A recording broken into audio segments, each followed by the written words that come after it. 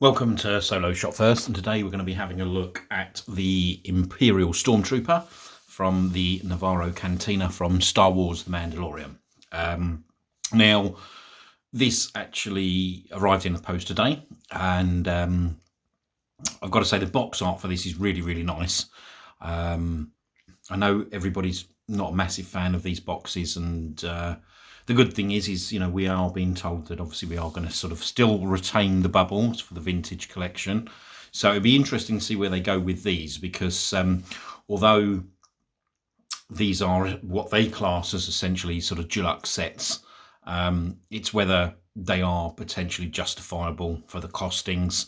I mean, certainly with regards to this one, it certainly looks nice. Obviously, you've got the Stormtrooper there, and he does obviously come with that E-Web blaster, I believe it's meant to be, which looks very, very similar to probably the original one that we got on Hoth back in the 80s, I think. And then obviously there was one also released in the Power of the Force line. Unfortunately, I don't have that to hand, but it does look certainly on the box quite a similar looking weapon. However, listen, at the end of the day, it's a nice cannon, and who's not going to want that? So really, really good box art on the front. We'll have a look at the back of the box.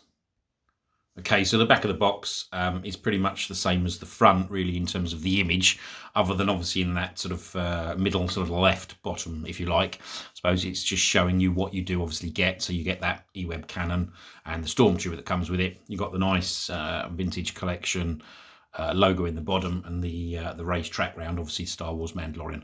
These don't come with the VC number, which is probably a good thing, because displaying these is tricky at best. Obviously, they don't sort of fit in the star cases. I know Star Action Figures have obviously are doing some other cases, those new sort of deflect cases. They probably would work with those, but showcasing it like that, I don't know. Anyway, let's have a quick look at the front of the box. So here we go, just another quick look at the front. So yeah, I mean, the point I was trying to make, putting these in any sort of case, you can't see the figure. So, I mean, that's the only downside. At the end of the day, I've got this because I wanted to open it. I'm pretty much an opener on these sort of things. So all we need to do is get this figure out of the box. But it's certainly a nice looking image on the front of the Stormtrooper and the that sort of E-Web blaster or cannon, whatever you want to call it. Very nice box. Let's have a look at the contents. Okay, so here we have the insert tray. This is just obviously giving you the opportunity to sort of see how these are packaged. You probably all pretty know how these come by now. Standalone figure. No packaging around that. Obviously, you've got that blast effect, the sort of generator for the blaster down the bottom, and it looks like the cannon itself obviously sort of comes in that soft tissue paper.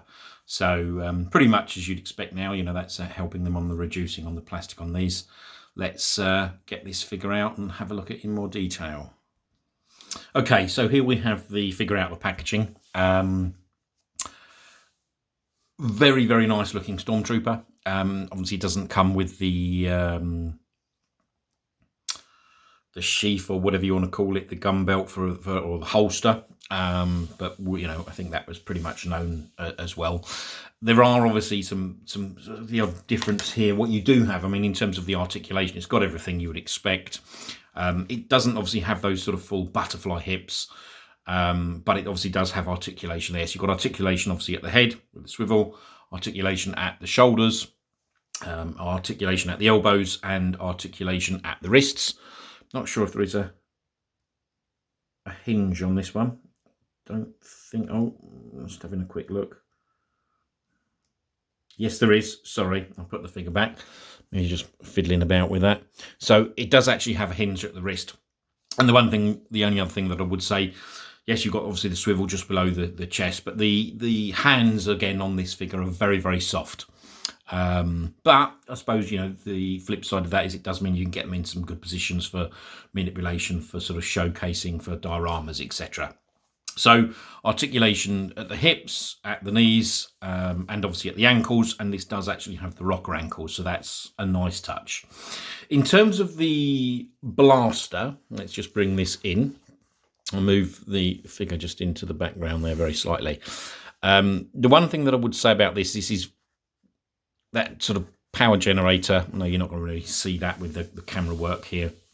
That's definitely different to the other ones that we've had previously. It actually looks and feels like a much smaller weapon and set, and the plastic is very, very soft. So putting together the actual stand for this, a little bit fiddly, not massively, but as I said, unfortunately, I don't have that Power of the Force one. I'm sure it's a Power of the Force one to hand, but this is certainly smaller, and the plastic is much, much softer. But at the end of the day, you know, I'm going to be using this for a display piece for dioramas, so I'm not that worried. But what I would say to you is, you know, look, if I do know a few years back that Power of the Force set was, I think it came with like that Hoth Trooper, was really, really cheap to be able to pick up. I know certainly in previous sort of Echo Lives, I've managed to sort of saw them on sale for about between 5 and 10 quid. So, you know, if you don't want to spend that extra money on this set, then try and pick up that that Hoth Trooper with that big sort of heavy blaster. But at the end of the day, you know, it's quite a nice set. It is literally, that weapon does look much smaller than previous ones that we've had, and it's a lot more flimsy. But other than that, it's a really, really nice set. Who doesn't want more Stormtroopers? At the end of the day, this can go very nicely in a Nevarro diorama. So anyway, I hope you have enjoyed this video. If you have, please hit the like button. If you want to subscribe, there'll be more videos coming shortly. If you've got any questions or any comments, please leave them in the comments section below, and I'll come back to you as soon as possible. And thanks for watching. Bye.